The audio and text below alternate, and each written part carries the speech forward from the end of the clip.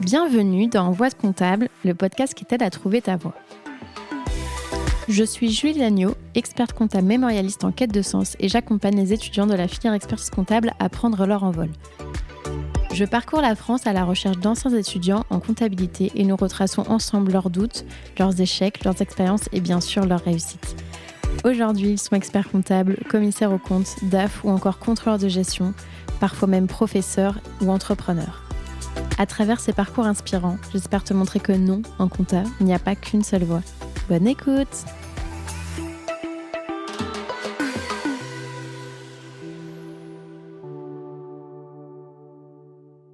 Ce podcast est rendu possible grâce au label Copilot. Le label Copilot, qu'est-ce que c'est ? C'est une alliance de cabinets indépendants qui les accompagne dans leur développement RH, marketing, digital, commercial, bref, tout ce dont un cabinet entreprise a besoin. Récemment, ils ont lancé le Lab Recrute, un site sur lequel tu peux retrouver des cabinets labellisés Happy at Work. Si tu veux aller y jeter un œil, le lien est disponible dans la description.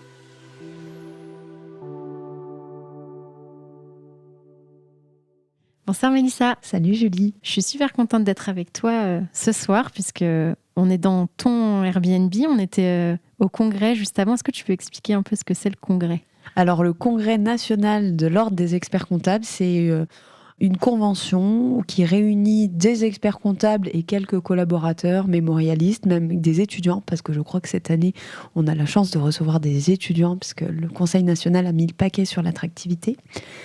Donc c'est un moyen de faire se réunir les confrères, que ce soit autour de partenaires, puisque beaucoup sont en recherche de solutions techniques et de moyens pour faire évoluer leur cabinet.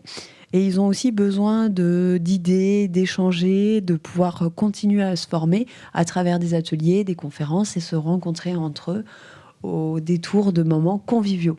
C'est ça, de revoir un peu tous ceux qui sont éparpillés dans la France et qui ne sont pas forcément près de chez nous. Et donc toi, Mélissa, est-ce que tu peux te présenter rapidement, dire qui tu es, ce que tu fais avant qu'on remonte au tout début ? Oui, alors je m'appelle Mélissa Demandre. Certains me connaissent sous le nom de Madame Abeille, puisque c'est le nom du cabinet d'expertise comptable que j'ai fondé une fois que j'ai été diplômée. Et c'est un cabinet qui fait du conseil en management et axé sur la fidélisation des collaborateurs. Donc aujourd'hui, ce n'est plus vraiment un cabinet d'expertise comptable, puisque le thème principal, c'est vraiment de faire de la formation et l'objectif, c'est de pouvoir accompagner vraiment les confrères et leurs clients sur les problématiques de fidélisation, de recrutement, du fait de la pénurie qui touche nos métiers, mais pas seulement. Bon, ça promet un épisode super intéressant. Alors, est-ce que tu peux nous dire, toi, Mélissa, où est-ce que tu es née déjà ?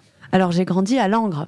C'est une petite ville, parce qu'en fait, on n'a pas 10 000 habitants, mais comme on a la chance d'avoir une cathédrale et un évêché, nous sommes au statut de ville, mais on est un tout petit hameau sur un plateau qui est connu pour ses remparts et son charme touristique fou, qui est donc une ville du sud de la Champagne-Ardenne, pour une fois que je peux dire que je viens du sud. Réputée pour ceux qui m'attendent au tournant sur sa météo relativement fraîche, puisque avec Aurillac, on se tire la bourre depuis des années sur qui est le plateau le plus froid de France. Et est-ce que tu as grandi là-bas toute ton enfance ? Oui. Ouais, j'ai été jusqu'au lycée, au lycée Diderot, puisque Diderot est né comme moi à Langres, où moi je suis née comme lui. On va replacer les choses dans leur contexte. Donc dans cette petite ville où j'y étais très bien.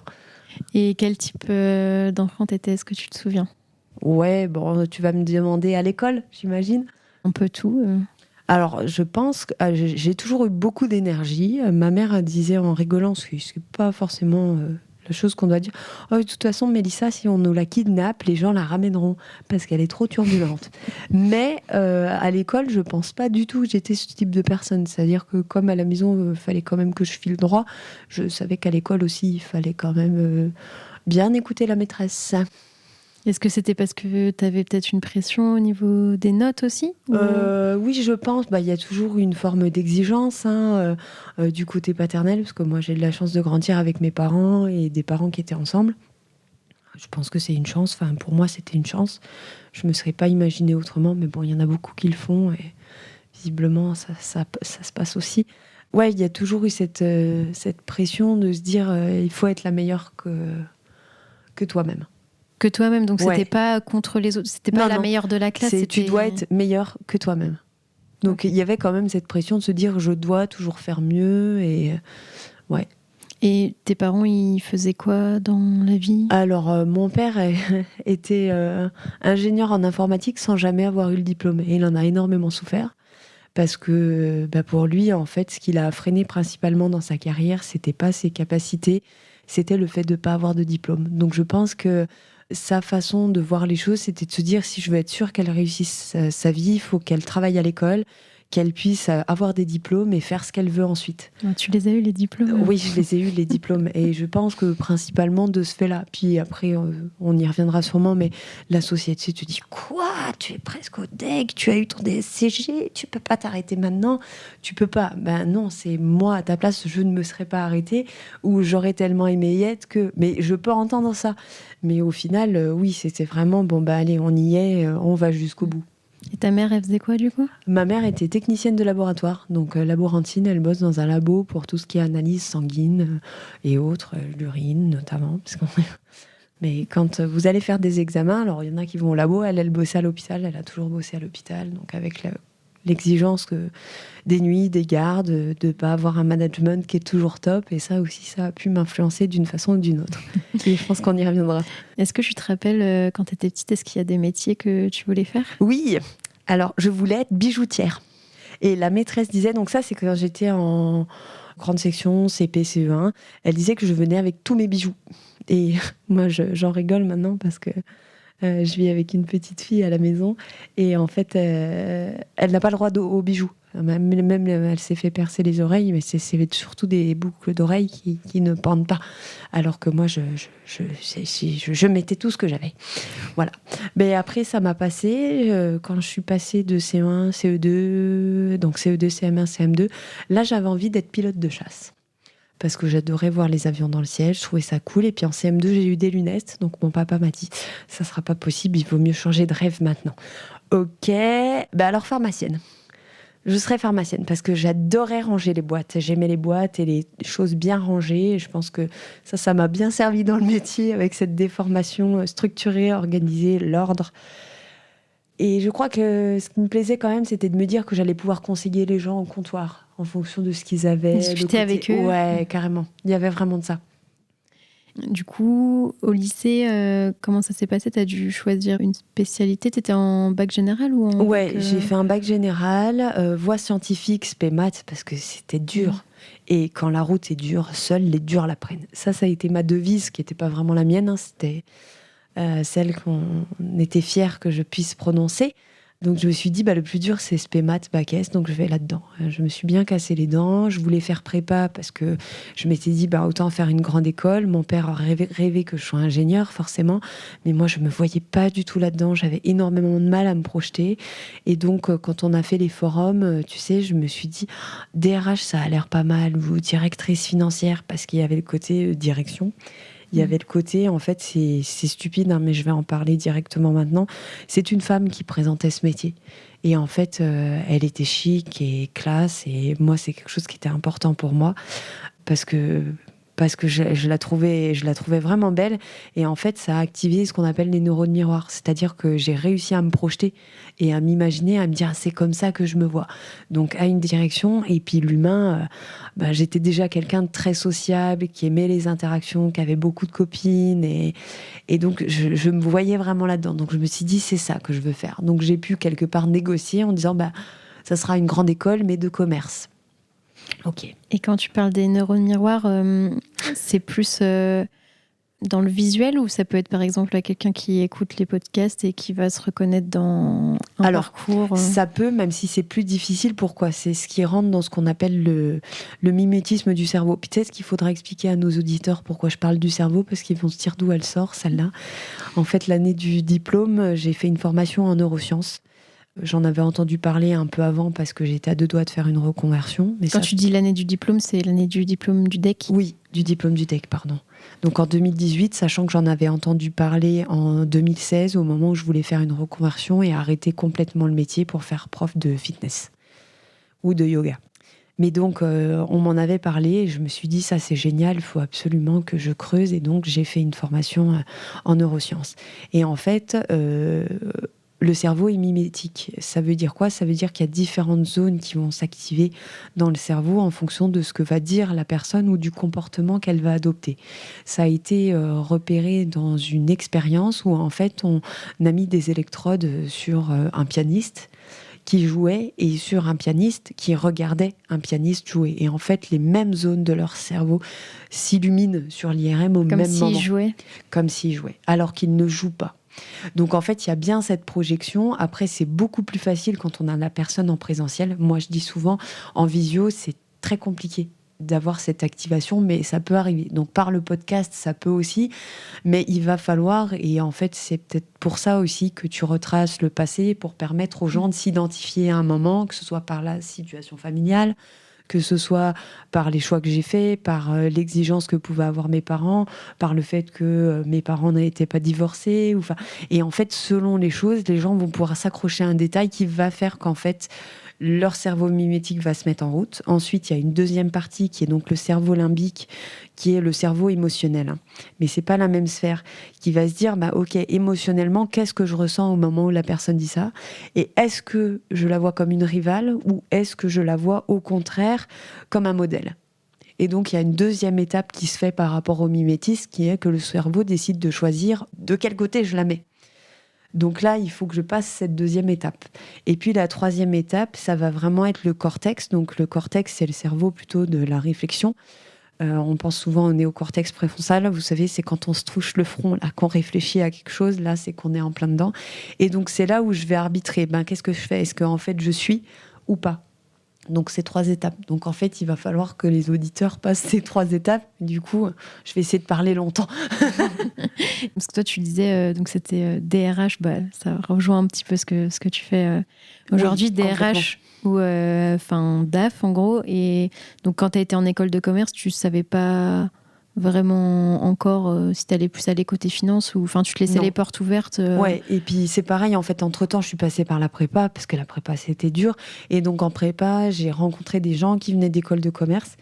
J'ai pas souvenir d'avoir rencontré spécialement des experts comptables. Et à ce moment-là, je me voyais davantage en finance. Et à l'étranger, parce que j'adorais parler anglais, sauf qu'en prépa, je me suis rendu compte que mon niveau d'anglais était finalement médiocre. Je me disais, même moi qui pensais être bonne au lycée, tout ça, oui, parce que j'avais appris l'anglais avec Desperate Housewives. Bon, je pense que notre public peut être un peu jeune. C'est l'équivalent de quoi ? Qu'est-ce qu'on pourra avoir là ? Enfin, c'était une série qui marchait très bien dans les années 2005 à 2000... Moi, je pense que c'est encore connu, mais tu crois que des étudiants qui seraient en train de passer leur bac d'éco-gestion... Je sais pas. Bon, bref, j'ai appris l'anglais comme ça et en fait, arrivé en prépa, je me suis dit, peut-être pas. Mais bon, je me voyais bien à la City avec toujours un tailleur et des choses et puis d'être dans une grosse boîte... Donc, en fait, je suis allée en école de commerce parce qu'encore une fois, c'était quelque chose d'assez général, qu'allait m'ouvrir des portes. Et DRH, ça me plaisait, mais bon, je n'étais pas non plus arrêtée. Je me suis dit, en fait, je me suis vite rendu compte au lycée qu'il y avait plein de métiers qu'on ne connaissait pas. Et comment tu te rappelles comment tu t'es... par exemple, est-ce qu'il y a des métiers dont tu as entendu parler que tu ne connaissais pas du tout ? Il y a des gens qui étaient venus parler de leur métier. Alors, je ne saurais plus te dire ce que c'était, mais je me suis dit, mais ça existe, ça ? J'avais regardé, parce que ça attirait beaucoup de gens, tu sais, les métiers du cinéma. Et quand tu vois le nombre de métiers qu'il y a dans les métiers... tu as l'impression qu'il y a le réalisateur et les acteurs. Et c'est ça.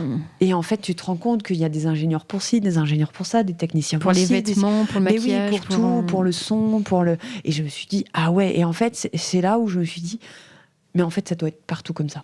C'est-à-dire qu'il y a ce que tu vois et il y a la partie immergée de l'iceberg. Là, c'est un peu l'idée du podcast de dire la partie émergée qu'on voit, c'est les experts comptables, les commissaires aux comptes et les collaborateurs. Ouais, qui font des missions de certif ou de présentation des comptes. Alors qu'en fait, il y a tout un tas d'autres mondes qui fait aussi d'autres choses ou qui se spécialisent dans un domaine. C'est ça. Tu te souviens ou pas tes premières années en école de commerce où tu découvres des matières du coup qui sont pas du tout celles que tu connais puisque toi tu étais en scientifique. Est-ce que ça plaisait? Est-ce que... Ouais, globalement, j'aimais bien. Après, j'ai beaucoup travaillé aussi, mais j'ai toujours toute ma scolarité. J'étais quelqu'un qui travaillait énormément et qui n'avait pas du tout les résultats qu'allait avec son travail. Mais je me suis dit, la compta, c'est quand même vachement plus fun que ce que je pensais. Et puis, en fait, c'est pareil. Je pense que c'est un coup de mes neurones miroirs parce que j'ai eu beaucoup de profs et des femmes. Et en fait, autant de personnes qui m'ont permis de me dire, en fait, le métier d'expert comptable, parce que j'avais une amie. En fait, c'est ça que j'aurais dû dire. J'avais une de mes meilleures amies d'enfance qui me disait, moi, je veux être expert comptable. Qu'est-ce que c'est que ce truc? Donc, elle m'avait expliqué en 2-3 mots, puis tu gagnes bien ta vie, tout ça. Puis, d'accord. Moi, je voulais être DRH. Puis finalement, elle n'est jamais devenue expert comptable. Et puis moi, oui, par la force des choses. Comme quoi, elle est devenue DRH ou... Non. Non, elle bosse en banque. C'était assez drôle de se dire qu'elle avait cette idée, mais parce que de mémoire, elle avait quelqu'un dans sa famille où elle en avait entendu parler, mais comme c'est souvent le cas.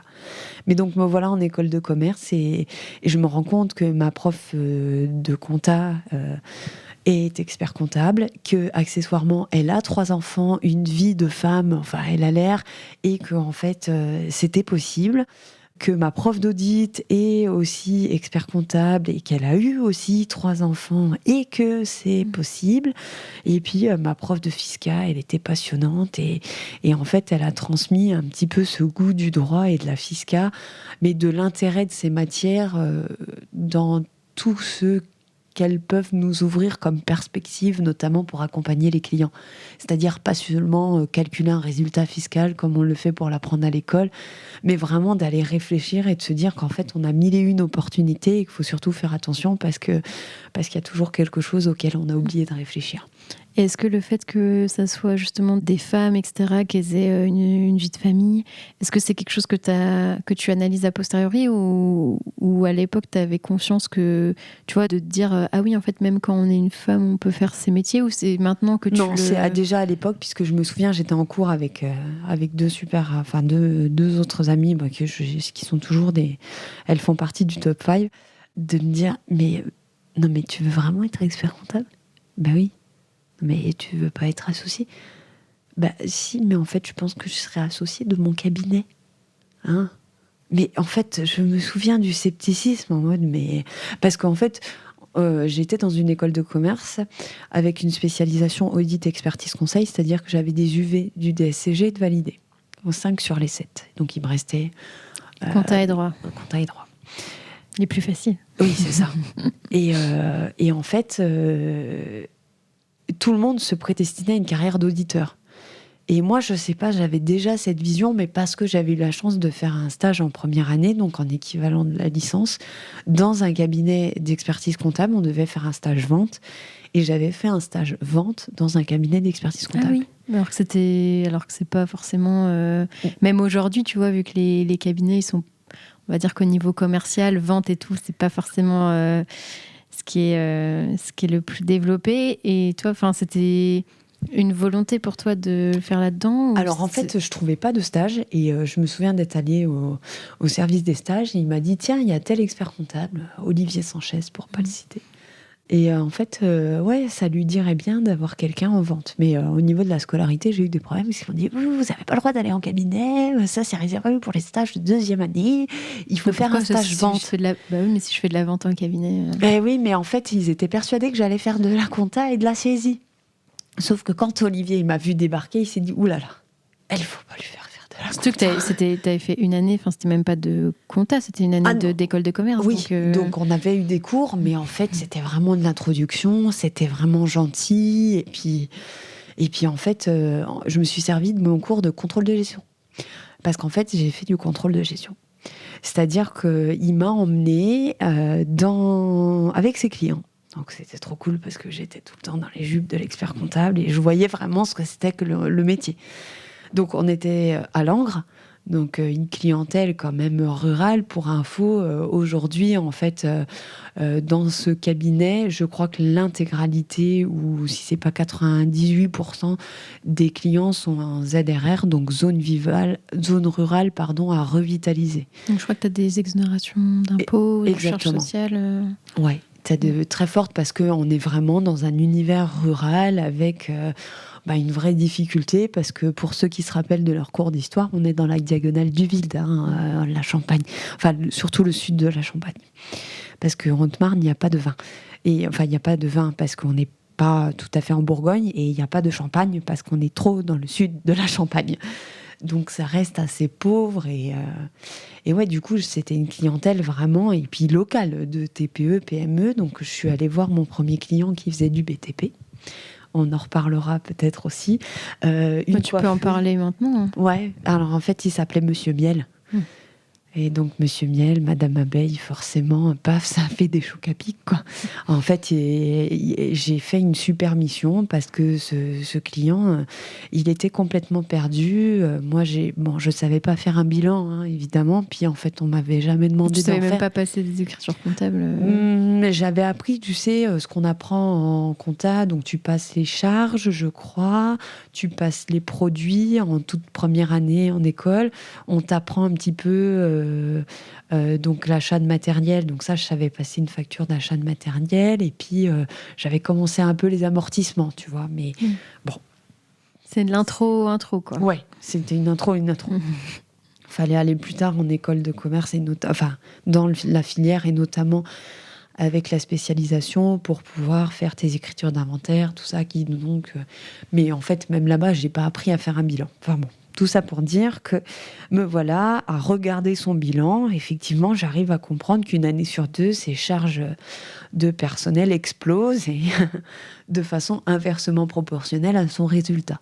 Et en fait, en creusant avec lui sur sa méthode de détermination des prix, je me rends compte qu'il se sert du prix du matériel pour faire une marge, et donc pour y inclure quelque part sa main-d'œuvre. Donc c'est un exemple qui peut paraître fou. Après, il faut se remettre dans le contexte. C'est un client qui est en zone rurale, qui reste quelqu'un qui est un bon maçon. Donc il fait des super projets, qui travaille bien, mais en fait, la détermination des prix, c'est pas son truc. La gestion, c'est pas ton truc. Faire des prévisions sur son business, c'est vraiment pas son truc, quoi. Et des clients comme ça, on en a, et il y en a encore. Comme nous, c'est pas forcément notre truc de faire une maison non plus, hein. Moi, personnellement, je m'avancerais pas. Je pense qu'elle serait un peu tordue, mais... Voilà, moi non plus. Mais je veux dire, c'est peut-être pas notre truc de faire des bilans, mais par contre, les lire, les interpréter, et lui trouver une méthode, et lui créer un outil pour qu'il puisse plus facilement déterminer ses prix au moment de faire un devis, ça, je savais faire. Et en plus, c'est quelque chose qu'on a valorisé. Donc moi, j'étais super contente parce que j'étais en stage, et les clients me voyaient comme la personne juste en dessous de l'expert comptable, parce que moi, à l'époque, j'étais pas à 120 € de l'heure, mais j'étais à 80, quoi. Et je me dis, mais en fait, je fais pas de bilan, mais je suis déjà à 80 € de l'heure, parce qu'on peut valoriser ma mission. Et c'était hyper valorisant. Et je suis sortie de ce stage. Là, mes neurones miroirs, ils ont marché, bien que c'était un homme. Et je me suis dit, mais en fait, c'est ce métier-là que je veux faire. C'est ça que je trouve génial. Donc, si tu veux, c'est comme ça. T'es pas passé des écritures Non. Non, après, j'ai bien compris qu'à un moment, il fallait passer des écritures, encore que aujourd'hui encore, et on s'est revus, puisque Olivier et moi, on est en contact, au congrès, et en fait, on parle toujours de la même chose. En fait, il faut pas... moi, je suis pas d'accord avec les confrères qui disent, pour faire du conseil à ses collabs, il faut qu'ils sachent monter une liasse. Moi, je pense qu'il faut qu'ils aient fait ce qu'on appelle de la communication non violente. Donc, la communication non violente, c'est carrément une philosophie de vie, qu'on ne peut pas résumer à juste une façon de communiquer, en ayant une parole impeccable notamment. C'est vraiment de se dire, je vais comprendre quel est le besoin de l'autre. Et en fait, il n'y a que en communiquant. Et moi, c'est quelque chose que j'arrive à faire relativement facilement. C'est-à-dire que j'ai bien vu que le problème de ce maçon, c'était de s'en sortir sur sa gestion et de trouver quelque chose pour qu'il arrête de devenir fou. Parce qu'une année, il embauchait, il faisait pas de résultats. L'année d'après, il licenciait, mais du coup, il avait plus assez de monde pour faire le travail. Enfin, il avait l'impression d'être dans un cercle vicieux et infernal. Et je me suis dit, mais en fait, moi, j'ai compris son besoin. Et pour tous les clients, c'est ça. Et je pense qu'aujourd'hui, ce qu'attendent les clients au-delà de leur bilan, et c'est ce qu'on peut vendre, parce qu'il y a une vraie valeur ajoutée à ça, c'est d'anticiper leurs besoins, parce que c'est pas aux clients de les exprimer. Il les connaît pas, ces besoins. Il croit les connaître, mais en fait, il se trompe. C'est-à-dire qu'un client qui vient et qui vous dit, voilà, j'ai besoin d'une Tesla, en fait, tu as besoin d'un véhicule, et en fait, la meilleure stratégie pour toi, ça serait de pouvoir utiliser la trésorerie qui est sur la société pour bénéficier d'un véhicule que tu utiliseras aussi à titre personnel. Ah oui, d'accord, mais derrière, est-ce que, en fait, tu as vraiment besoin d'un nouveau véhicule? Est-ce que tu cherches à sortir du cash pour pouvoir te faire plaisir et bien vivre? En fait, c'est derrière un besoin qui est exprimé, finalement, c'est une stratégie. Donc, est-ce qu'on est sûr qu'on a identifié le bon besoin? Et en fait, pour moi, c'est ça de faire du conseil, c'est d'aller vraiment cerner ce que veut le client. Parce que parfois, il l'exprime, mais il l'exprime mal, ou il croit l'exprimer de façon correcte. Et nous, si on n'écoute que ça, on part bille en tête dans une stratégie. Typiquement, le client qui dit « Moi, je veux monter une SCI. » Pas de problème, on vous fait ça tout de suite, ça vous coûtera 1 500 €. Pourquoi il veut monter une SCI? Voilà. Nous y voilà. Pourquoi? Je sais pas, parce que tout le monde monte une SCI et que quand on veut acheter un bien immobilier, il faut monter une SCI.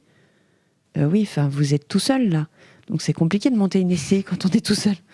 On est censé avoir 2 associés. Ah, d'accord. Oui, mais bon, d'un point de vue succession, ça sera mieux pour mes enfants. Là, c'est pareil, en fait, il faut aller un petit peu creuser. Avec les SCI, on n'a pas le même, je crois, mais là, je m'avance sur des sujets qui ne sont pas les miens, le même durée de conservation et les plus-values ne sont pas les mêmes. Il y a tout un monde qui s'ouvre. Et on ne peut pas juste rester sur ce que le client croit qui est son besoin. Super intéressant. Ça, c'était ton stage chez Olivier, du coup? Ouais. C'était quoi? On est en 2010. C'était en première, deuxième année de... Ouais, je suis l'équivalent de la licence. Donc, je suis en L3, donc après ma prépa, en rentrant la première année d'école de commerce. Ouais, c'est cette expérience-là qui te donne envie, du coup, de te spécialiser dans l'audit. De partir. Ouais. En vrai, l'audit, c'est mon stage de fin d'études où je fais un stage en audit et où je me dis, l'audit, c'est vraiment super rigolo. Ça nourrissait mon besoin de curiosité. C'est super rigolo. C'est rigolo parce qu'on est en équipe, on passe de vrais bons moments. On a... vraiment ce côté, moi j'ai découvert le côté équipe d'audit parce que en fait on travaille tous sur des parties de cycle, on se redonne les infos, on les recoupe entre nous parce que moi je fais les IMO et que du coup je vérifie avec les autres par rapport à ce qu'il y a pu y avoir comme mouvement. J'ai montré que j'ai bien regardé parce qu'il y avait des véhicules de société, qu'il y avait la TVS et du coup je peux dire à celui qui fait le fiscal, c'est bon, moi j'ai vu la TVS de mon côté, j'ai regardé, normalement tu as 3 voitures dans l'actif. Ah cool, et en fait on a déjà l'impression de contribuer à un tout collectif. Et c'est ça qui m'a plu. Et je me suis dit, l'audit c'est génial. Et ça c'était quoi? Là je suis en master 2. C'était un petit cabinet ou c'était un big? Non, c'est un cabinet national, donc un rayonnement avec des clients partout en France, qui a à l'époque une 50aine de collaborateurs, qui a un cabinet dijonnais, qui fait quand même beaucoup d'audits, puisqu'ils ont beaucoup de dossiers en audit, et on a quasiment autant, voire plus de collaborateurs en audit qu'en expertise. Okay. Un peu atypique, c'est plutôt l'inverse en général. Ouais, mais sur Dijon, il y a quelques cabinets comme ça qui sont très audits, et les cabinets d'expertise faisant que de l'expertise, ils sont un peu plus... À ce moment-là, du coup, tu te dis je veux faire plus de l'audit que l'expertise, ou tu te dis je veux faire un peu les deux Je me dis je veux faire plus de l'audit que d'expertise parce que je me sens plus à l'aise. Je me sens plus à l'aise dans cette approche globale, dans le contrôle interne, l'approche par les risques. C'est vraiment quelque chose qui me parle. Tu peux expliquer ce que c'est le contrôle interne? Alors le contrôle interne, c'est souvent ce qu'on appelle l'intérim, c'est la prise de connaissance de l'environnement de contrôle, donc de l'entité.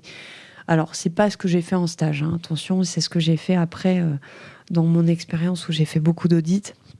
C'est-à-dire qu'en fait, on arrive dans l'entreprise, on fait le tour des locaux, donc que ce soit avec le dirigeant ou la personne qui nous présente, et en fait, on commence à forger notre opinion, ce qu'on appelle la fameuse opinion professionnelle, sur quelle me semble être l'éthique du dirigeant. Est-ce que c'est quelqu'un qui est plutôt enclin à respecter les lois, les règles, comment il s'est organisé, qui est-ce qui me présente, est-ce que effectivement chacun semble avoir un rôle et une fonction bien spécifique, et puis comment il parle de son activité, de son business.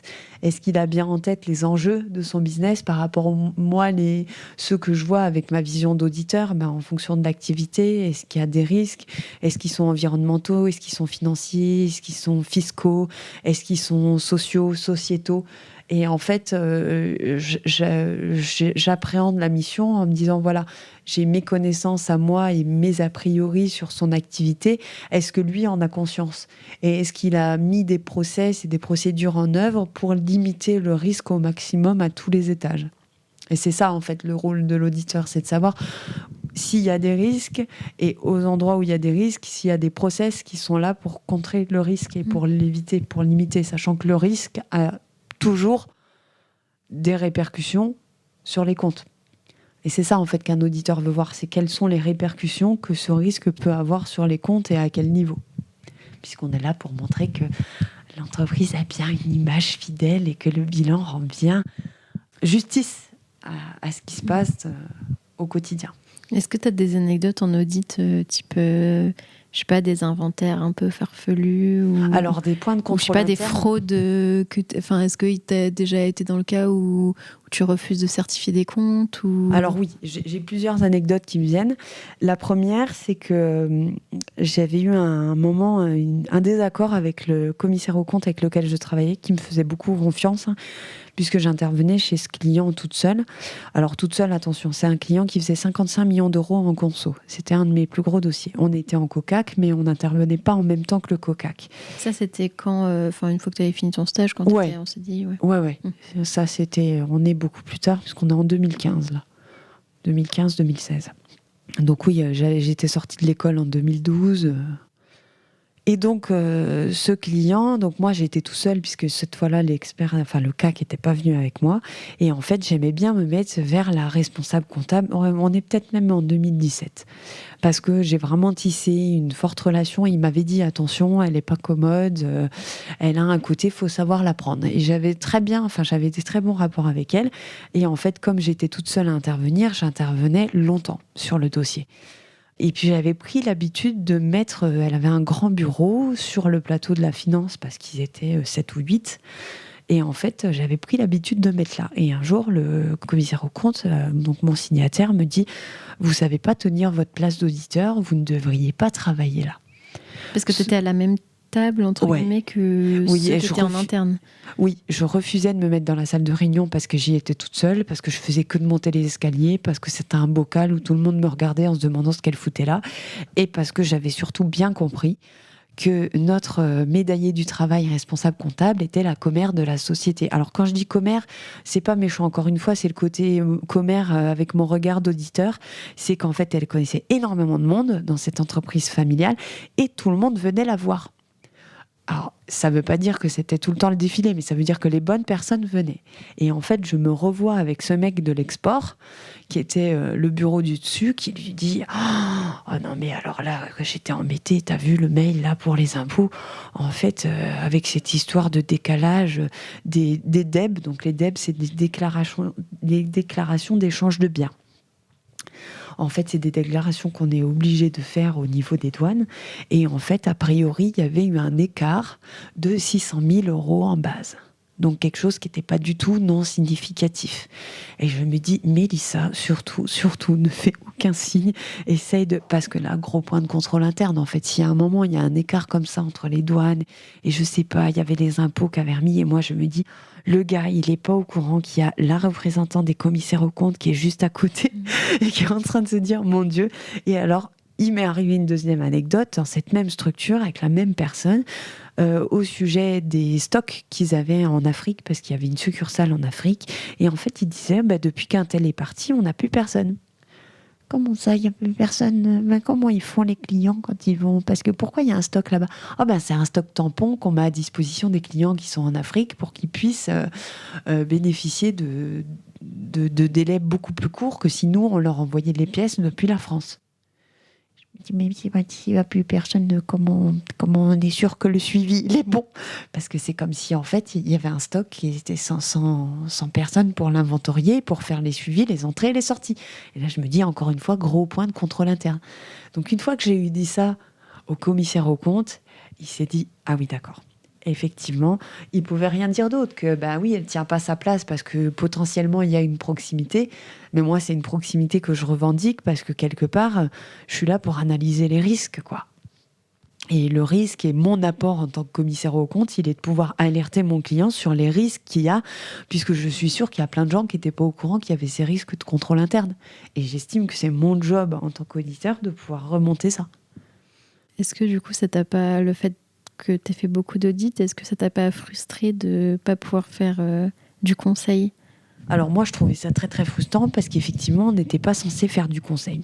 On n'était pas censé, je me souviens, de faire caler un entretien avec Deloitte, donc un big, qui était clairement dans les cabinets que je voulais, puisque ça m'aurait permis d'aller travailler à la City, tu te rends compte, chez Deloitte à Londres. Ça aurait fait bien sur mon CV. Et en fait, je me suis dit... je lui avais dit à l'entretien que, on n'était pas là pour ça, mais que dans la réalité, c'est ce qui se passait, on faisait du conseil. Et en fait, elle m'a jamais rappelé. Oui, parce que l'approche big, elle est quand même beaucoup plus franche. Standardisée. Ouais. Et en fait, la réalité de nos vies en cabinet, c'est que, en audit, on peut aussi être amené à faire du conseil parce qu'en fait, c'est pas qu'on veut ne pas être indépendant ou ne pas respecter notre déontologie, c'est juste qu'en fait, à un moment, le client, il nous pose la question et on est son interlocuteur et on devient un interlocuteur privilégié parce qu'une structure comme ça, en fait, il y a un plateau finance, donc il n'y a pas d'expert comptable. En fait, je suis le seul interlocuteur. C'est-à-dire que il y a le plateau finance, mais quelque part, il y a le commissaire aux comptes qui est là. Vous, comment vous feriez ? Et moi, je ne pouvais pas dire « Je ne dois pas vous répondre, je suis votre commissaire aux comptes ». Et en fait, la loi Pacte a quelque part été dans mon sens, mais plusieurs années plus tard, parce qu'en fait, les présidents, que ce soit Jean Boucaud ou aujourd'hui Yannick Olivier, ouvrent clairement des portes par rapport au fait que le commissaire aux comptes peut être dans une certaine démarche d'accompagnement. Alors attention, pas quand il fait de la mission de certification des comptes, on est d'accord. Mais de toute façon, pour moi, c'est aussi se cacher derrière son petit doigt que de penser qu'un commissaire aux comptes, qui encore une fois est l'interlocuteur privilégié, ne puisse pas lâcher un ou deux conseils. Donc en fait, il y avait une frustration, pour revenir à ta question. Heureusement que j'avais dit que je ne serais pas trop longue sur les questions. Il y avait une frustration de ne pas faire du conseil, mais quelque part, elle était compensée par ce côté je suis un interlocuteur et en fait, il y a un vrai échange. Et puis, ça me permettait aussi de mettre une certaine distance parce que j'avais un ou deux dossiers en expertise et je me rendais compte que j'avais beaucoup de mal à mettre de la distance et que j'avais plein d'idées et envie de proposer plein de choses aux gens pour que leur business soit un peu mieux, pour qu'ils s'en sortent mieux dans leur gestion. Et soit ils les appliquaient pas, soit... Et en fait, je prenais les choses tellement à cœur que ça finissait par m'empêcher de dormir. Et là, je me suis dit, c'est plus possible parce que c'est quand même pas ma boîte et à un moment, c'est pas moi qui fais les choix. Et du coup, je me rends compte qu'on a zappé quelques épisodes après que tu aies été diplômée de ton école de commerce. Est-ce que tu as voulu passer le DSCG ? Ah oui, on a loupé cet épisode. Tu voulais être à ce moment-là, tu voulais être expert comptable. Bien sûr, oui, bien sûr. Puis dans tous les cas, je voulais le DSCG puisque de toute façon, j'avais 5 UV sur 7. Donc je passe la première année. Tu passes les deux ? Ouais.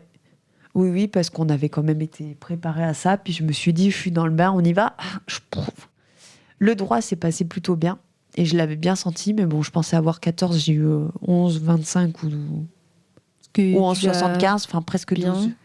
Ce qui est très bien, en fait. Et en compta, je crois que j'avais quand même eu 5 et j'étais persuadée que c'était éliminatoire, mais au point que ça ne me permettrait pas de garder ma note de droit. Mais pour te dire à quel point... oui, j'allais te dire oui, c'était éliminatoire le 5, mais pour la compta. Mais du coup, mais j'étais catastrophée, hein. Et en fait, non, mais tu peux garder ton épreuve de droit. Non, parce que je suis éliminatoire. Mais en fait, non. Peut-être qu'il y a des étudiants qui se posent cette question, donc sachez que non. Donc forcément, je ne pouvais pas garder la compta. Donc je l'ai passé l'année d'après. Ça n'a pas été vraiment mieux. Et pourtant, j'avais travaillé, mais encore une fois. Comment tu faisais ? Parce que du coup, tu passais en même temps que je travaillais. Tu travaillais le soir, J'avais fait les études Corois. Okay. Eh bien alors, attends, ça, on peut en parler. Ah non, oui, c'est la première année. La première année, en fait, j'arrête l'école en juin. Et en fait, comme ma vie personnelle a fait que j'ai changé de région et que je suis allée m'installer dans le sud, les propositions de travail que j'avais dans la région dijonnaise et langroise, je les ai refusées en disant je pars vivre dans le sud parce que je suis quelqu'un et wouhou, c'est l'aventure et j'adore le changement et on y va.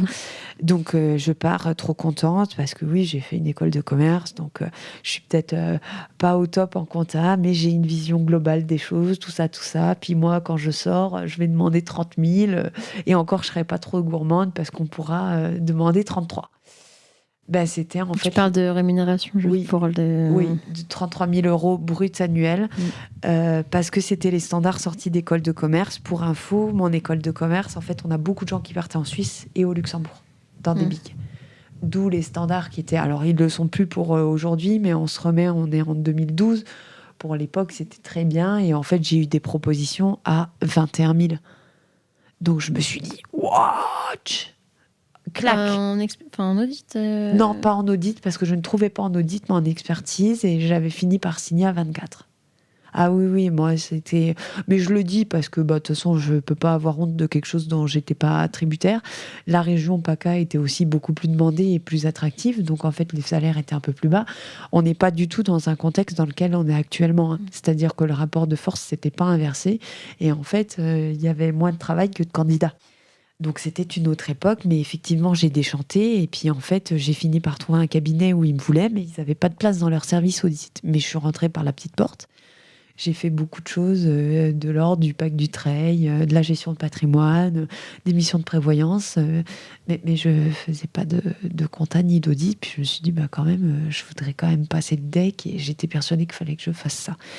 Donc, je suis restée à peine 1 an. J'ai fait Mais t'avais pas ton... Là, c'était le moment où tu passais ton DSCG, ouais, du coup ? Donc c'était le moment où, en fait, je le repassais tout en travaillant avec les études Corois. Et donc, t'avais pas pris d'école en ligne ou tu faisais toute seule Ouais, j'avais repris mes cours d'école de commerce, mes exos, je refaisais. J'avais l'impression de refaire les mêmes trucs et de toujours pas comprendre, mais j'ai compris la conso 2 ans après avoir eu mon DSCG parce que j'ai été confrontée à un vrai cas au cabinet. C'était une conso volontaire, donc c'était pas pareil, mais quand même, je me suis dit, ah oui, ça y est. En fait, c'est comme si j'avais vraiment eu besoin d'un vrai cas sous les yeux, et avec mes écritures de retraitement, et puis en fait, quelqu'un qui avait passé son DSCG et qui m'a dit, en fait, il faut faire comme ci, comme ça, et elle avait le truc dans la tête, et quand elle m'a expliqué, du coup, j'ai compris. Donc, je sais pas, avant, soit je voulais pas comprendre, enfin bref. Donc voilà, du coup, oui, en même temps, j'ai repassé, mais ça a été un tout petit peu mieux parce qu'ils sont rehaussés d'1 point. Donc, j'ai eu 7. Mais du coup, 7 et 11, t'étais pas la moyenne Ah non. Donc, je me suis dit... En fait, je suis allée passer l'épreuve et il y a quelqu'un qui a dit... Je m'en souviendrai toujours en sortant. Il a dit très vulgairement, putain, mais cette épreuve, je crois que je vais la passer toute ma vie. Et je me suis dit, moi, je ne pourrais pas faire ça, donc on va être stratégique et je vais renoncer à une dispense. Et t'as renoncé à quelle dispense ? Économie partiellement en anglais. Et qui n'existe plus sous ce format. C'est-à-dire qu'il y a anglais maintenant. Ouais, mais j'aurais pris que anglais à choisir. Donc je me suis dit, il faut y aller. Alors pareil, j'avais cravaché, j'avais fait un truc de fou et... Bon, je visais 18 et j'ai eu 14. Mais c'était bien. Et du coup, t'as mis combien ? Tu l'as passé 3 fois le DSCG ? Du coup, j'aurais mis 3 ans à l'avoir parce que je l'obtiens en décembre 2014. Donc comme quoi, on n'est pas forcément obligé de l'avoir du premier coup. Non. Et là, direct, tu t'inscris au stage Ouais, parce qu'en fait, je change de cabinet, donc j'ai fait le premier cabinet là. Ensuite, mon ego, ça n'a rien contre ceux qui sont dans les grands cabinets, mais en fait, j'ai été contactée et approchée par KPMG en expertise, et je me suis dit, il faut que j'aille voir. Et puis mes copines étaient en audit chez PwC, donc je me suis dit, il faut que j'y aille. Et en fait, ça m'a pas du tout plu. Je me sentais pas du tout à ma place. C'était pas pour moi, quoi.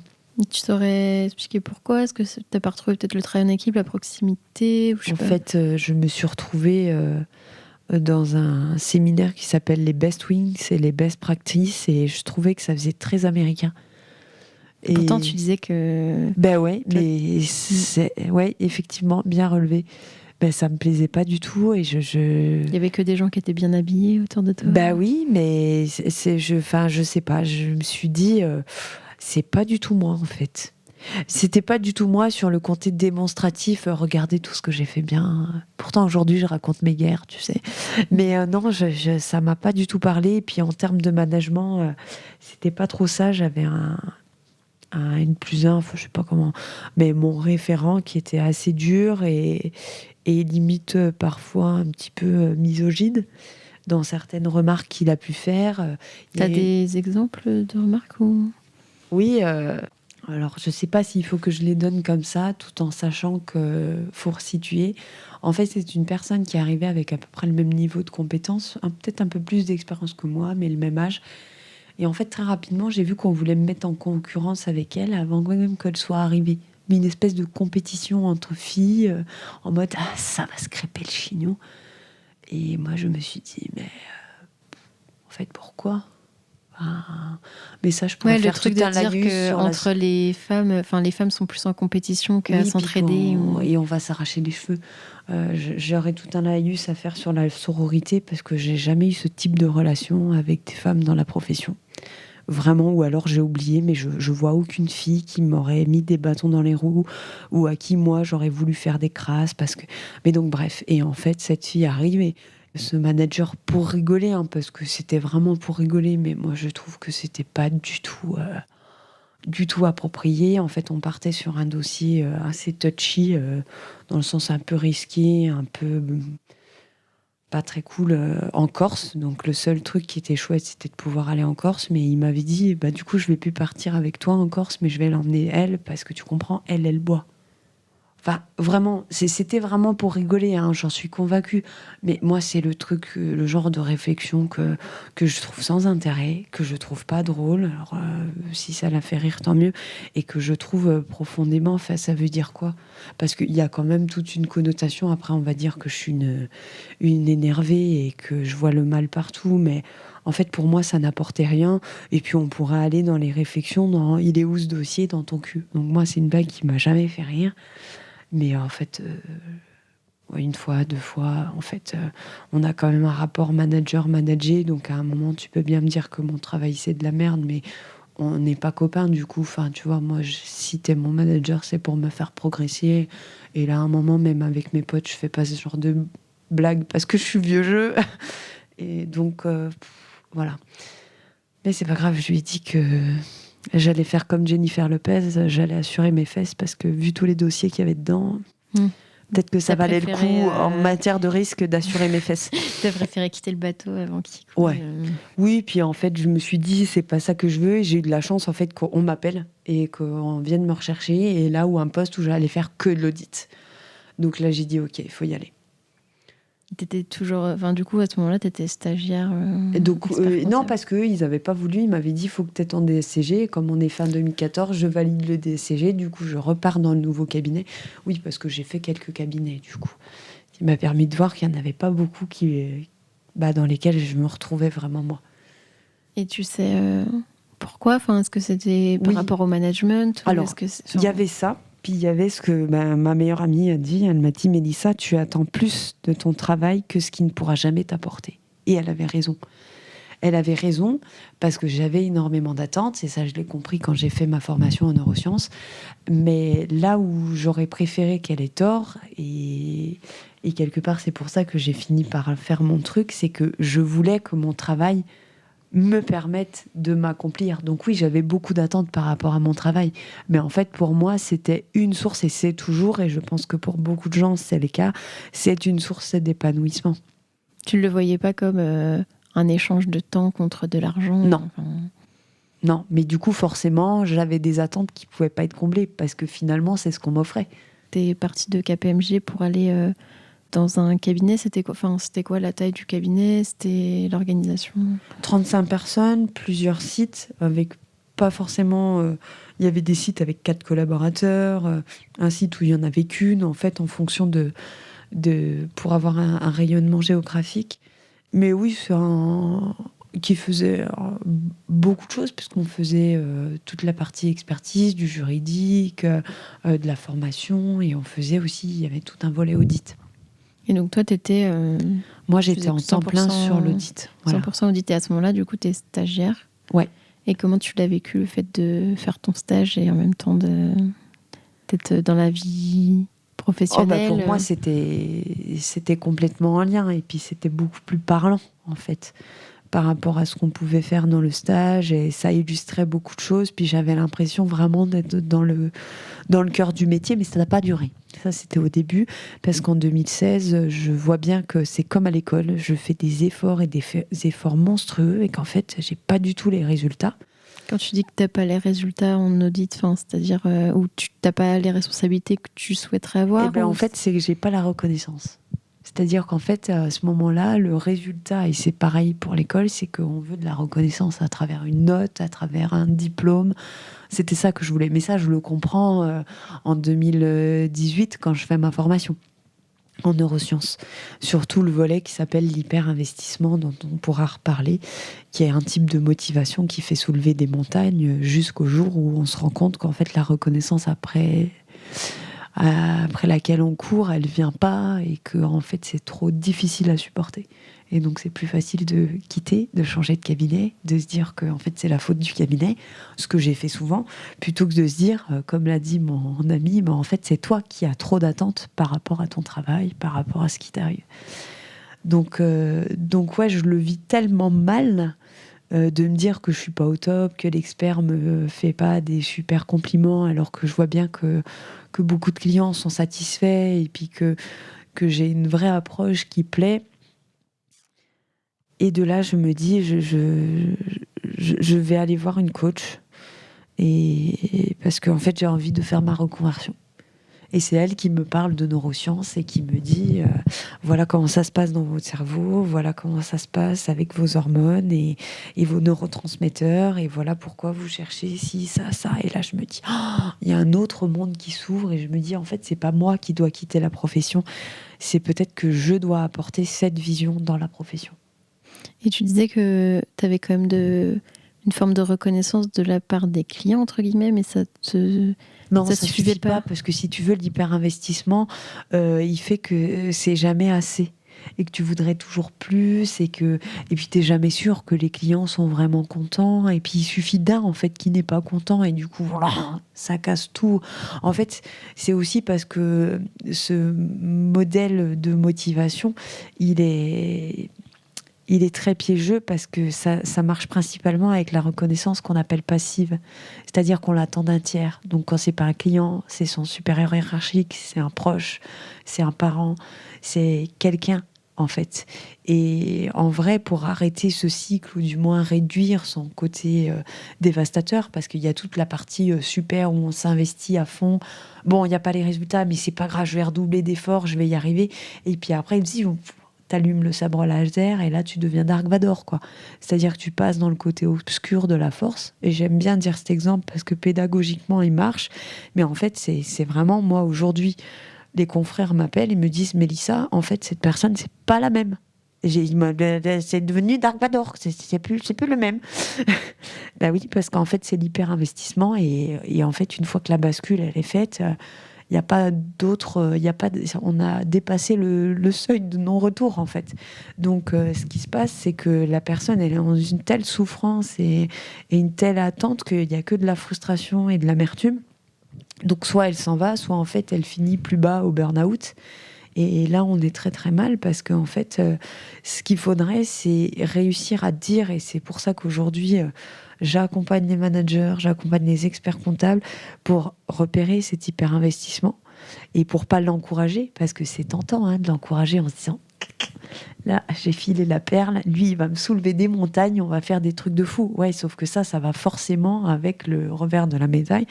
Donc, c'est lui dire, en fait, ta reconnaissance, elle doit être active. C'est toi qui dois te fixer des objectifs. Moi, je suis là pour vérifier que les objectifs que tu te fixes, ils sont atteignables et pas trop hauts. Parce que sinon, on se connaît, Julie. C'est qu'on va toujours se dire, bah non, je peux faire un truc mieux, et j'ai besoin de personne pour me dire que c'est de la qualité ce que je fais.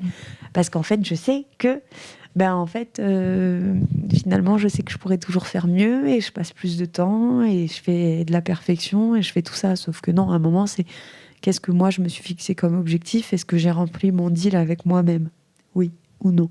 Et si tu es toujours dans l'expectative de dire, on va me dire que c'est bien, le client il va me dire que depuis que c'est Mélissa qui est responsable de la mission, c'est quand même beaucoup mieux. Hein, les missions d'audit, c'est génial. Non mais Mélissa, réveille-toi. Personne ne va t'appeler le soir en disant qu'est-ce qu'on a de la chance de vous avoir comme auditrice, vraiment. Mais c'est un peu ça, l'hyper-investissement. Et donc, j'allais te demander s'il y avait une forme de reconnaissance qui était mieux qu'une autre, mais oui, tu l'as dit, dans le sens où il faut arriver à passer du passif où on entend des autres à l'actif où c'est soi-même qui, entre guillemets, on n'a pas besoin de la validation des autres. Attention, s'il y a des experts comptables qui nous écoutent, ça ne veut pas dire qu'il ne faut pas faire de reconnaissance du tout. Hein. Mais il faut avoir ce juste milieu de dire je donne de la reconnaissance. Et puis, au-delà de la reconnaissance, ce qu'on peut faire quand on est manager, j'anticipe sur tes questions d'après, mais vu qu'on parle beaucoup, c'est de pouvoir dire en fait, je donne de la considération. Et la considération, c'est pas de la reconnaissance, parce que la reconnaissance induit forcément une prime, quelque chose de très marqué. C'est de considérer que le travail a été fait. Parce que vous allez me dire, oui, mais si le travail est mauvais, on va pas donner de la reconnaissance. Non, mais on peut donner de la considération. Oui, j'entends bien que, parce que ce qui était mon cas, que tu as fait plein d'efforts, que tu as travaillé comme une dingue, mais en fait, soit tu n'as pas compris ce que j'attends, soit en fait, là, ça te demande trop d'efforts d'être au niveau, parce que soit il te manque une formation, soit il faut que tu mettes vraiment un coup de cravache, parce que là, je vois bien qu'on est sur un groupe en intégration fiscale et que tu comprends rien. Donc, à un moment, il faut que tu te formes là-dessus, parce que c'est pas possible que tu passes 6 heures sur ce dossier, quoi. Même si tu essayes de faire les choses bien. Donc, c'est ça, apporter de la considération. C'est reconnaître qu'il y a eu du travail de fait. C'est pas pour ça qu'il était bon, c'est pas pour ça qu'il a été fait dans le bon sens, mais il y a une forme de reconnaissance du travail fait. Et on voit trop souvent la reconnaissance comme il faut lui donner des fleurs, lui mettre un cadeau et lui acheter une prime. Non, il faut considérer le travail qui a été fait. Et du coup, la remarque derrière, elle a beaucoup plus de sens quand il y a une considération du travail qui a été fait. Et du coup, la considération peut amener la reconnaissance dans le sens où tu vas aider la personne à progresser, par exemple, à mieux faire son travail et à être reconnue, entre guillemets, après. Exactement. Et à mon sens, mais je peux me tromper, ça faudrait faire un sondage auprès des étudiants qui nous écoutent, c'est plus ça qu'on attend. C'est-à-dire, à un moment, si j'ai envie de progresser, si j'ai envie de voir, et puis, il n'y a rien de plus frustrant. Enfin, on fait que de dire que la saisie, c'est pas valorisant, c'est pas. Mais pourquoi les gens veulent pas faire ça? Parce qu'il n'y a aucune considération de personne pour la saisie. Et c'est ça qui fait que la saisie aujourd'hui, elle est boudée. Parce que les clients nous disent, de toute façon, un ordinateur peut. Comment ça, vous faites encore de la saisie? Ah non, mais moi, je suis allée voir un nouvel expert comptable et en fait, tout est fait en automatique. Il n'y a aucune considération pour ce qui a été fait, ce qui est très frustrant pour quelqu'un qui fait le travail. Parce qu'en fait, on est tous d'accord pour dire que oui, les machines nous aident, mais qu'au demeurant, quand tu montes un bilan, il faut vérifier des choses, il n'y a pas de sujet. Mais en fait, il faut la distribution de considération. Et en fait, si on donnait plus de considération à la saisie, je pense qu'il y a beaucoup de gens qui comprendraient que c'est la base pour faire un bon conseil, pour faire un bon bilan. On peut prendre des exemples. Si en saisie, tu avais des moyens de repérer, tiens, là, par exemple, j'ai pas saisi de police d'assurance, ça veut dire que potentiellement, il y a un risque pour le client qu'il soit pas assuré.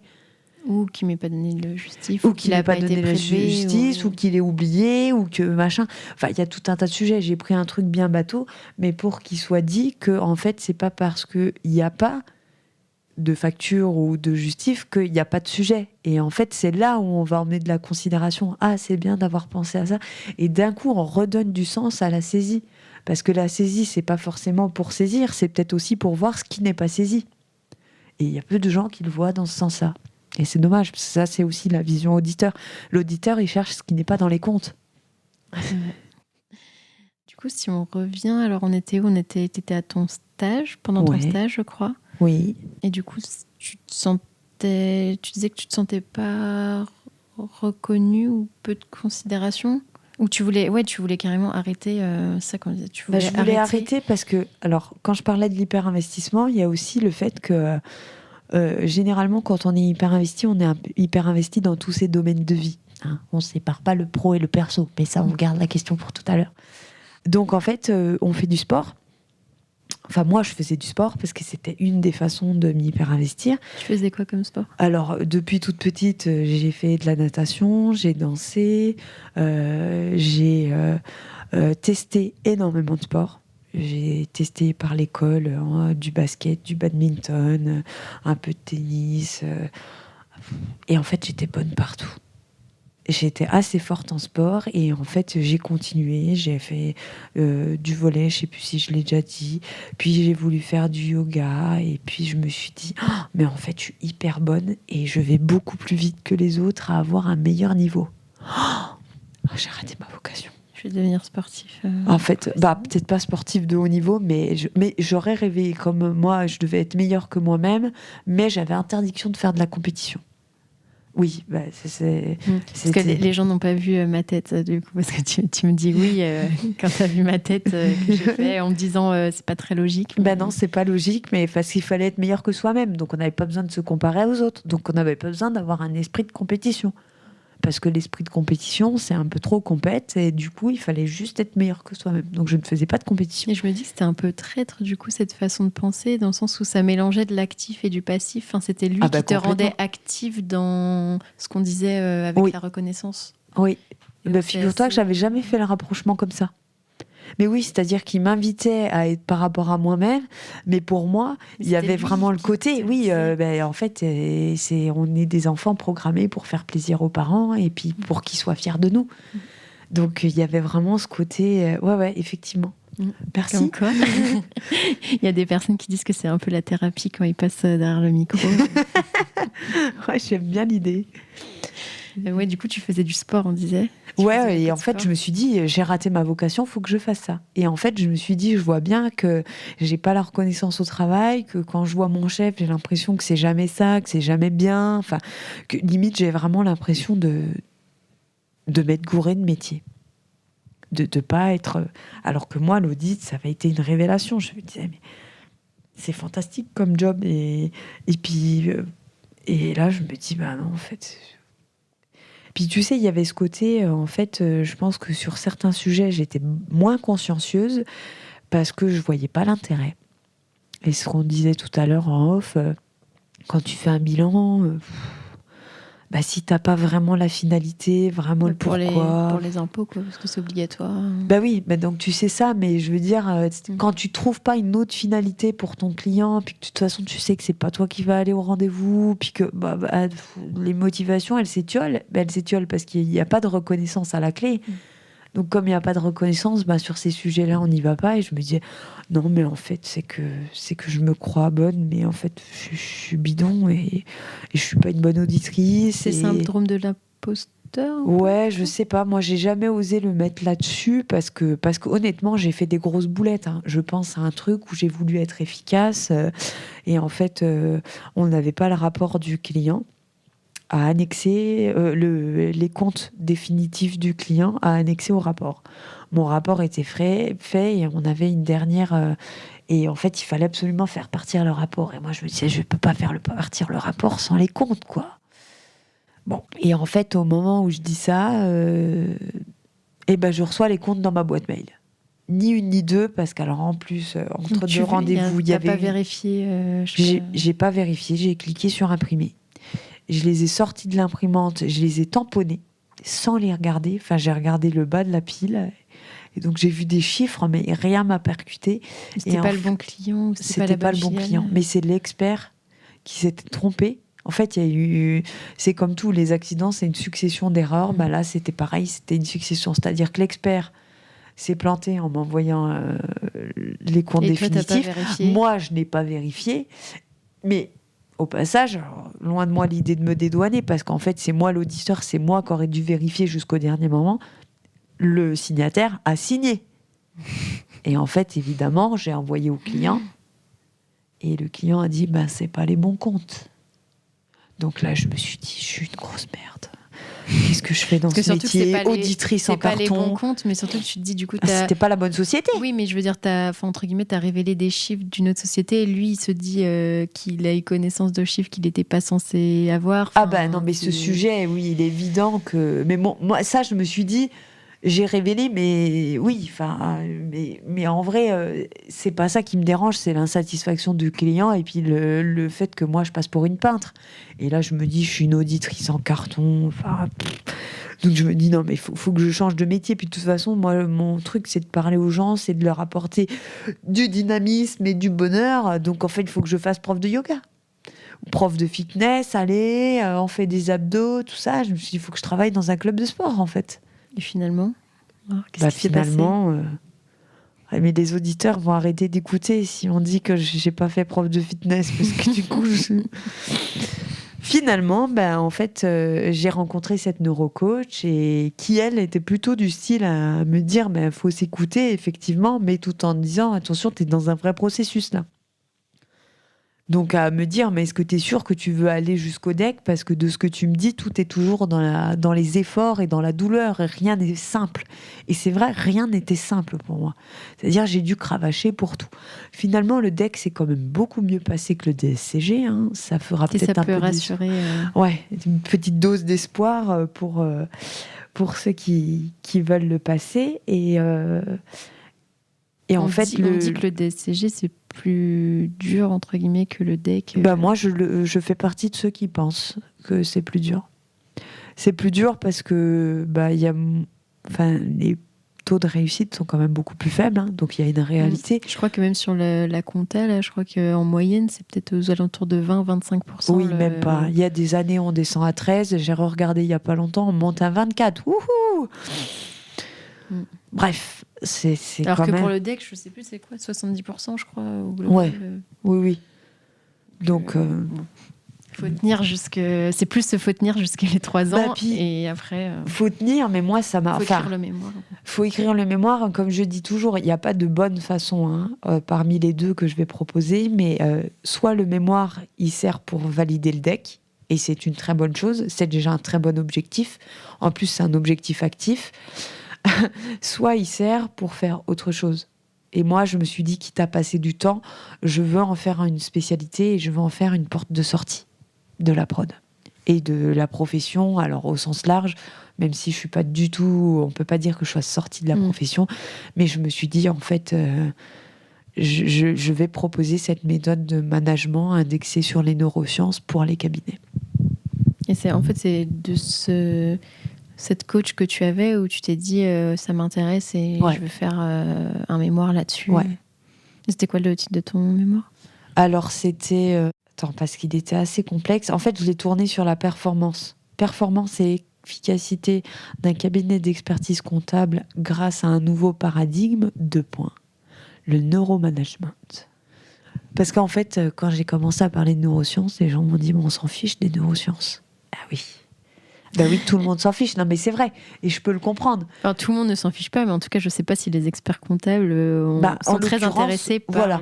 Mais ce qui les intéresse, c'est la performance et l'efficacité. Aujourd'hui, je l'appellerais management et fidélisation de la profession.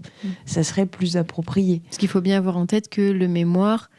outre les exigences académiques, il doit répondre il doit apporter une valeur à la profession et donc répondre à un besoin, comme tu le dis. Ouais, un besoin vraiment des confrères. C'est-à-dire quelque chose qui les amène à consulter le mémoire parce qu'ils ont un vrai besoin à ce niveau-là. Que ce soit l'attractivité, ça peut être la performance finalement. Mais la performance, c'est devenu un mot un peu fourre-tout. Et ça, c'était quand, du coup, tu as trouvé ton jeu de mémoire ? En 2017. C'était en 3e année ou t'étais... Ouais, j'ai trouvé assez vite. En fait, je voulais le faire sur une démarche d'audit. Un peu sujet classique. Pour un client en négoce de vin. Et en fait, c'est un des rares clients avec qui... c'est le seul client qui a demandé au signataire à ne plus travailler avec moi. Ça ne m'était jamais arrivé. Là, Julie, elle fait des yeux, pas possible. Enfin, faudrait que je rentre dans Parce que dans mes yeux, ça veut dire ah bon, c'est bizarre. Pourquoi? Qu'est-ce qui s'est passé? Alors moi, j'ai une petite idée, mais encore une fois, je ne saurais jamais.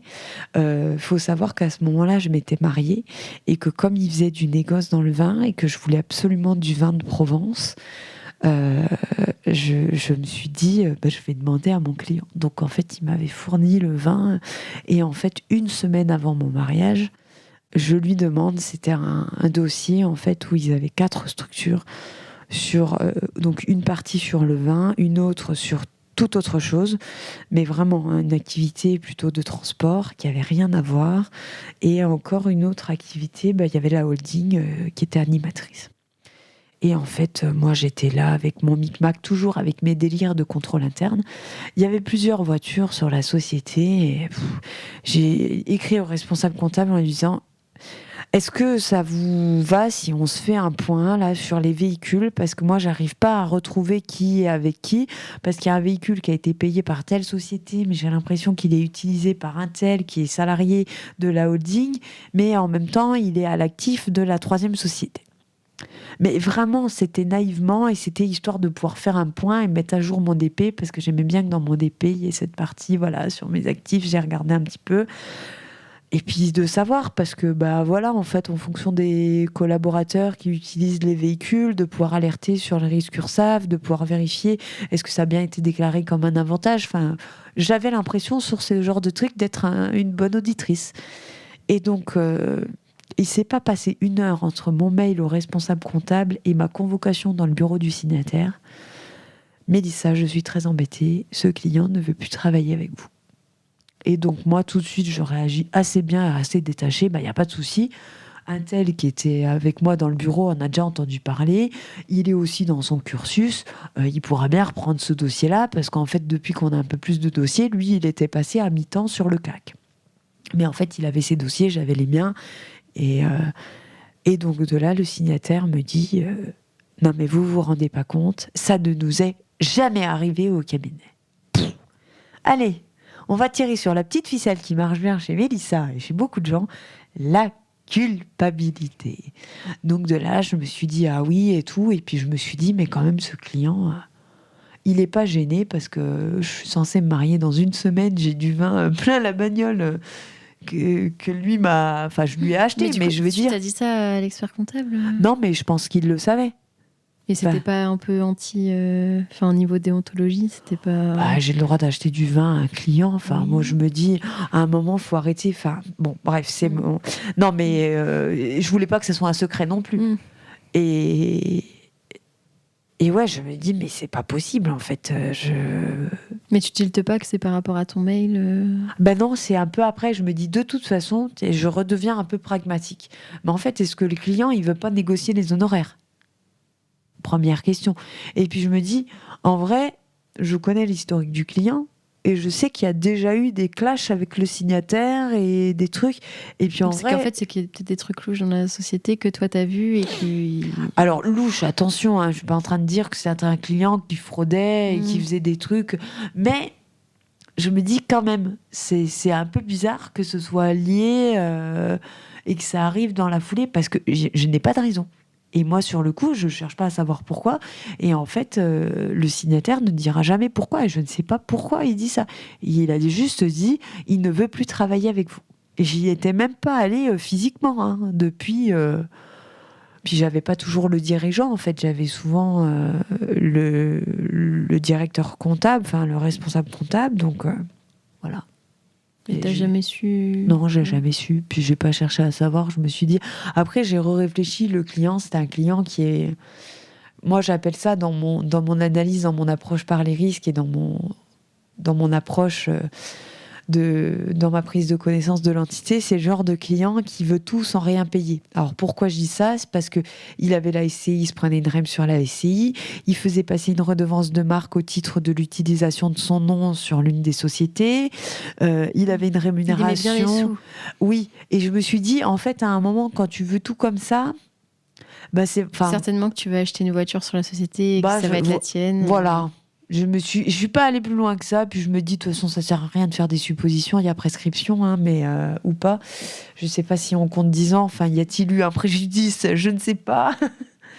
Mais voilà, je sais plus pourquoi on en est arrivé à parler de ça. On va trop loin. Je ne sais plus non plus. On a perdu nos peut-être auditeurs. Que tu dis que tu voulais, je sais pas, enfin au niveau de la reconnaissance et tout, peut-être que tu te sentais pas trop reconnu, et peut-être que ça c'était par rapport aux clients, et que peut-être que je te disais qu'il y avait des clients quand même qui te reconnaissaient parfois, mais du coup pour le coup celui-là c'était dans le sens inverse, quoi, où tu t'es dit je suis nulle. Ouais. En fait finalement je me suis pas trop dit ça, hein, sur celui-là. Je me suis vite dit en fait je peux pas remettre en question tout le taf que j'ai fait sur son dossier sur juste ça, sachant qu'il n'y a pas de faits derrière qui me sont reprochés. Alors soit il n'a pas voulu me les dire et je les connais pas, et ils étaient peut-être fondés, hein, mais dans tous les cas, je me dis juste, est-ce que j'ai vraiment envie de travailler dans ces conditions et dans un cadre comme ça? En fait, c'est ça ma vraie question. C'est est-ce que j'ai encore envie de vivre des trucs comme ça ou en fait, moi j'ai l'impression, parce que c'est ça en fait qui m'a le plus frustrée dans le métier, c'est le leitmotiv de l'auditeur, c'est de trouver des ajustements, c'est de trouver des choses à faire modifier et de donner du sens à son travail. Parce que si tu trouves rien, t'as l'impression que t'as pas réussi ta mission. Oui, ou que t'es pas un bon auditeur. Parce qu'un auditeur, quand il cherche, il trouve, quoi. Donc il y avait ça, et puis je me dis, est-ce que j'ai vraiment envie de faire ça en fait? Et là, peut-être, comme tu le disais, il y avait ce côté conseil qui devait me manquer. Et puis en fait, on s'éloignait clairement. Ah non, mais je sais pourquoi on est venu. Peut-être tu feras une coupure et tu reviendras. Non, t'inquiète. Donc tout ça pour dire que me voilà avec ce client qui devait faire l'objet de mon sujet de mémoire. Mais oui, c'est ça. Et finalement, t'avais plus de sujet de mémoire. Bah oui, puis je me dis en fait, je vais pas. Enfin, en vrai, ça me faisait pas vibrer. C'est-à-dire que j'adorais l'audit, mais j'en étais arrivée à ce stade de me dire, est-ce que l'audit a une vraie utilité? Dans le sens où moi, je voulais, et mon objectif, c'était de faire changer les choses, de donner. Enfin, d'avoir un vrai apport autre que juste fournir un rapport qui certifie les comptes. Pour moi, le job de l'auditeur allait au-delà. Et comme je te disais tout à l'heure par rapport à la loi Pacte, pour moi, c'est là où on a une carte à jouer, parce que on est auditeur, on a cette vision globale de la structure et de l'entreprise. Et en fait, je trouve ça triste quand les clients viennent nous dire on a pris un consultant logisticien en qualité qui va nous permettre d'améliorer notre stock et de faire en sorte que notre contrôle interne soit bien plus performant pour qu'on ait moins de risques et qu'en fait notre stock soit plus exhaustif, tout ça, que du coup dans les comptes... Que vous soyez content. Voilà. Et là, je me disais, ouais, du coup, on a pris quelqu'un qui n'a pas une vision, alors que moi, alors évidemment, on peut pas faire ça quand on fait de la mission de certif, hein. Mais moi, je me disais, en fait, c'est des missions comme ça que je voudrais faire. Une mission de conseil. Ouais. De conseil, tout en ayant peut-être une certaine forme d'assurance du fait du commissariat aux comptes, mais d'être davantage dans le conseil et de me dire, je me sers de l'étiquette du commissaire aux comptes pour dire, faites-moi confiance, j'ai une vision globale sur l'entreprise. Parce que j'ai une vision organisationnelle, parce que j'ai une vision RH, parce que j'ai une vision marketing-vente, et parce que je vois vos chiffres et je vois ce que ça, l'impact qu'il peut y avoir sur les comptes ou sur la santé financière de l'entreprise, ou même sur la continuité d'exploitation. Parce qu'en fait, je pense business model, je pense prévisionnel, et j'ai cette capacité que finalement tous les consultants réunis ont, mais moi, vous avez tout ça en une personne. Hop, hop, hop! Tu croyais quand même pas qu'on allait s'arrêter là. Il semble que notre invité était un tout petit peu bavard. Alors, si tu veux connaître la suite de ses aventures, il faudra patienter jusqu'à la semaine prochaine. En attendant, tu peux m'aider à faire connaître le podcast en choisissant parmi ces 3 options. Le plus rapide d'abord, c'est de me donner 5 étoiles sur ton appli de podcast préféré. Le second, c'est de m'écrire un gentil commentaire pour m'encourager et faire plaisir à l'algorithme. Et bien sûr, tu peux aussi en parler autour de toi. Mais bon, le top du top, ça serait quand même de faire les 3. Pour découvrir le prochain épisode, je te donne rendez-vous dimanche prochain à 10h.